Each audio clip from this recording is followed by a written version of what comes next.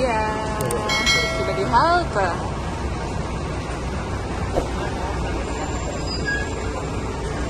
Untuk tahu National Museum itu dia stasiun atau halte terdekatnya di mana, itu pakai aplikasi namanya Go There.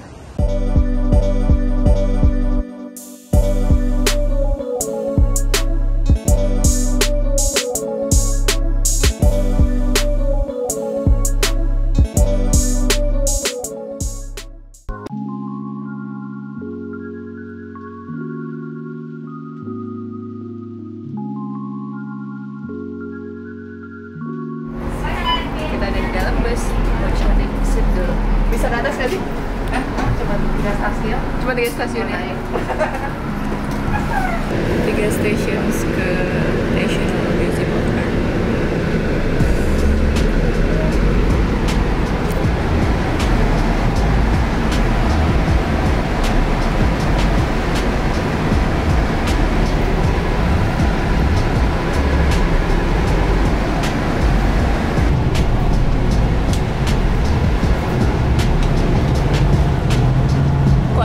Kelapa itu ya, kembang kelapa itu kan yang di ondel-ondel. Kembang kelapa? Kembang kelapa yang pajangan ondel-ondel. Ternyata nggak ya kembang kelapanya? Ini nih kembang kelapanya. Nah itu yang emas. Yang mana? Itu yang emas di balik daun-daun. Kayaknya dia di dalam toko yang agak bawah deh. Nah kembang kelapa ini adalah salah satu perangkat dari ondel-ondel. Kembang kelapa itu memiliki filosofi bahwa orang itu harus kuat seperti pohon kelapa dan memiliki banyak manfaat. Halo, jadi di sepanjang jalan itu aku lihat kembang kelapa. Kembang kelapa yang ada di Jakarta, salah satu perangkat dari ondel-ondel. Nah, kembang kelapa ini surprisingly banyak ditemuin di jalanan, dipasang di depan toko-toko maksud aku. Nah, kembang kelapa ini memiliki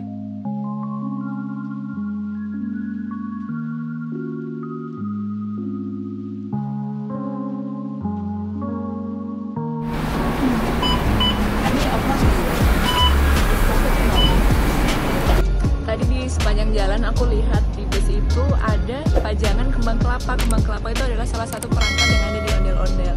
Nah, kembang kelapa ini memiliki filosofi bahwa seseorang sejatinya harus memiliki sifat seperti pohon kelapa, yakni kuat dan memiliki banyak manfaat.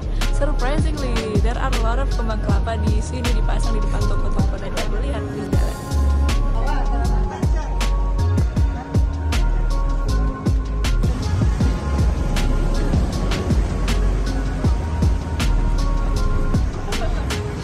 Aku OTW, sebenarnya tujuannya adalah ke National Museum, tapi ternyata baru ingat ngelewatin SMU. SMU itu stands for Singapore Management University.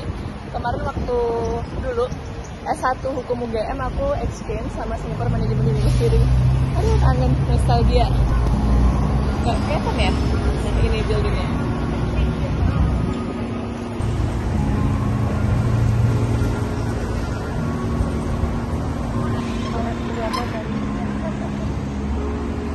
Ini dia sekitaran kampus SMU. SMU adalah partner Universitas Fakultas Hukum UGM dan fakultas lain.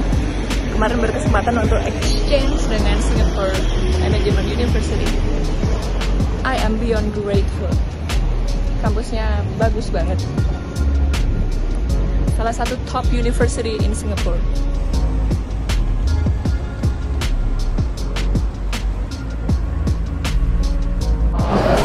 Halo, aku ada di dalam National Museum of Singapore. Mau antri tiket. Halo, ini aku udah masuk di dalam National Museum of Singapore. Nah, aku kaget banget karena aku lihat gerobak ini mirip banget kayak gerobak kerak telur yang ada di Jakarta. Nah, kerak telur ini tahukah kamu memiliki makna tentang kepemimpinan, bahwasanya pemimpin itu bisa kita lihat dari proses pembuatan kerak telur itu sendiri. Jadi kan kerak telur salah satu bahannya adalah yang pasti telur dan ketan. Mereka berdua itu kan bahannya fungsinya adalah merekatkan, menyatukan semuanya. Tetapi kalau si telur ini belum matang, karakternya dibalik akan hancur. Yang memiliki arti bahwa pemimpin itu harus yang kalau belum siap juga tidak akan bagus. Dan juga nggak boleh terlalu lama. Nanti kalau lama gosong nggak enak bisa dibuang. Itu tadi makna dari kerak telur. Oh ya, dan juga bumbu-bumbu yang ditaburi di kerak telur itu melambangkan bahwa pemimpin harus kreatif.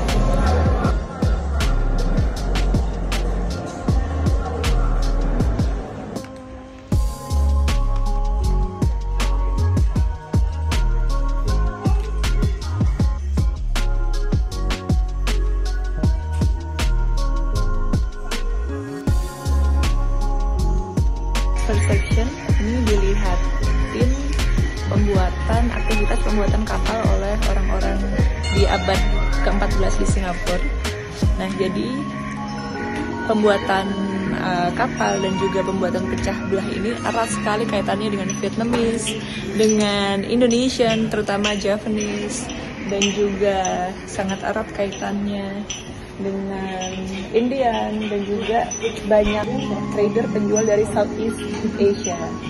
Nah, jadi pedagang-pedagang itu mereka akan bawa barang-barang seperti keramik, seperti cotton textiles, rempah, tembaga, emas. Ini adalah aktivitas kegiatan pembuatan kapal zaman dahulu di abad ke-14. Hai, aku minta maaf banget like-nya karena sangat minimal di sini.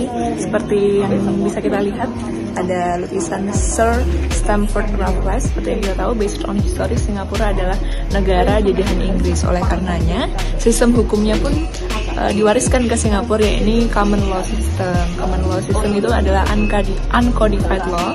Jadi dia sangat berbeda dengan yang Indonesia punya, which is civil law, karena penjajahannya juga beda karena Indonesia mewarisi kitab hukumnya dari Belanda. Nah, Belanda itu berarti pasti civil law, dan Belanda dapat civil law itu dari Prancis karena Prancis juga menjajah Belanda, jadi turun-temurun civil law. Jadi sangat beda sama Indonesia. Kalau kita sistem hukumnya adalah codified law, kalau common law itu based on case, dia uncodified.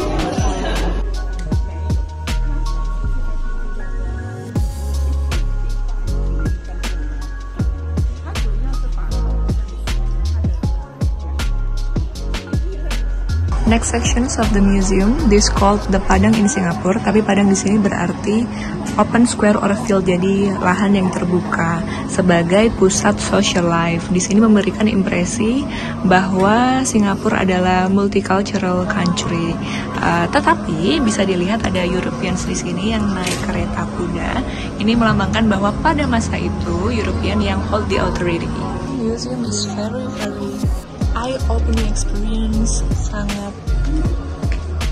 membuka luas wawasan. Ini menarik banget sih di Singapura zaman dulu.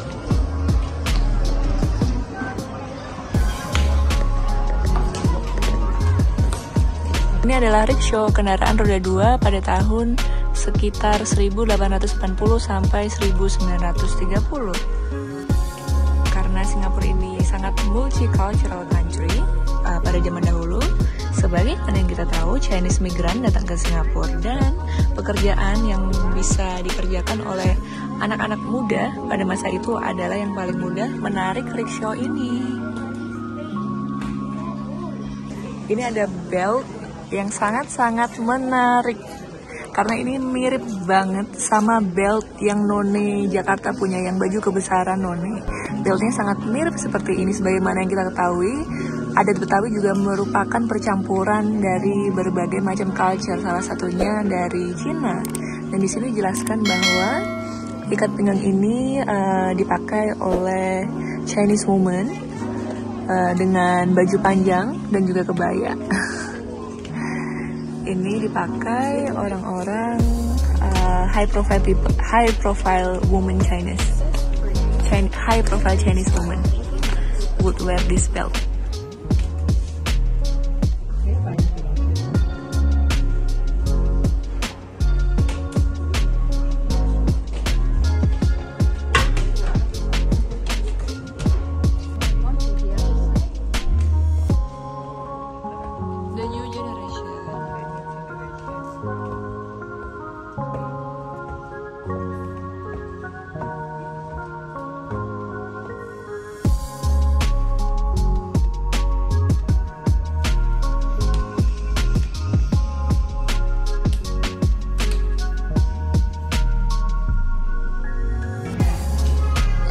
See? Di buku itu, di lukisan itu ada lukisan Ganesha. Tadi dari jauh aku lihat, oh temple. When it comes to temple, kaitannya erat dengan Hindu dan pasti erat dengan India. Very diverse.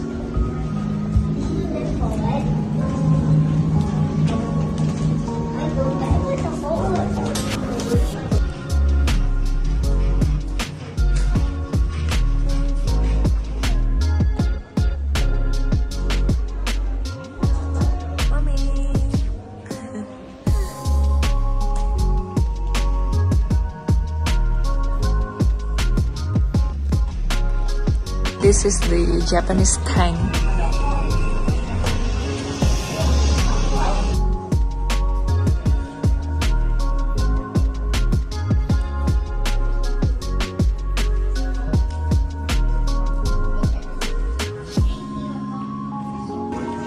Nah, ini adalah Changi Prison Cell Door.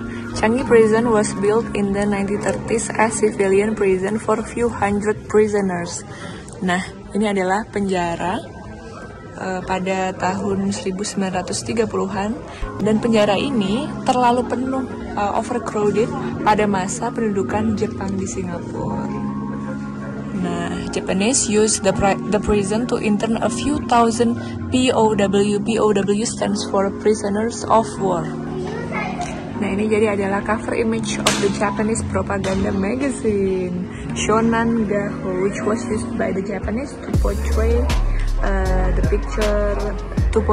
the life under Japanese rule in 1940s.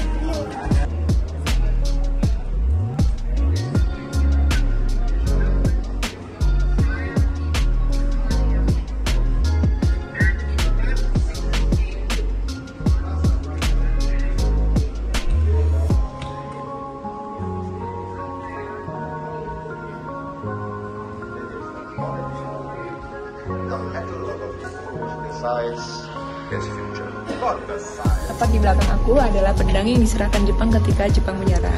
Seperti yang pernah kita pelajari zaman SD dulu sejarah, saat US atomic bombing di Hiroshima dan Nagasaki, Jepang menyerah tak bersyarat kepada sekutu, dan pasukan Jepang di Singapura masih memberikan perlawanan. Bahkan ada sebagian mereka yang tidak bisa menerima kekalahan mereka dan commit to do ritual suicide, atau yang kita ketahui dengan istilah harakiri.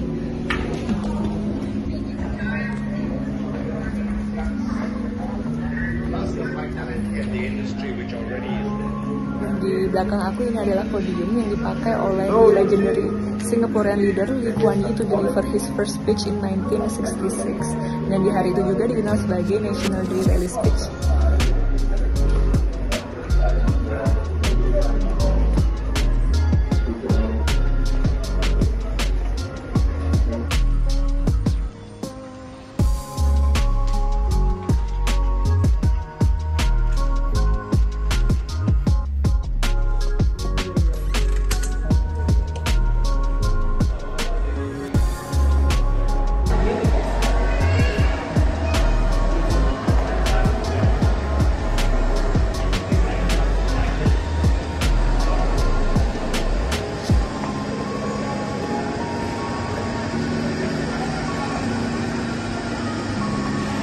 Destination adalah ke Haji Lane.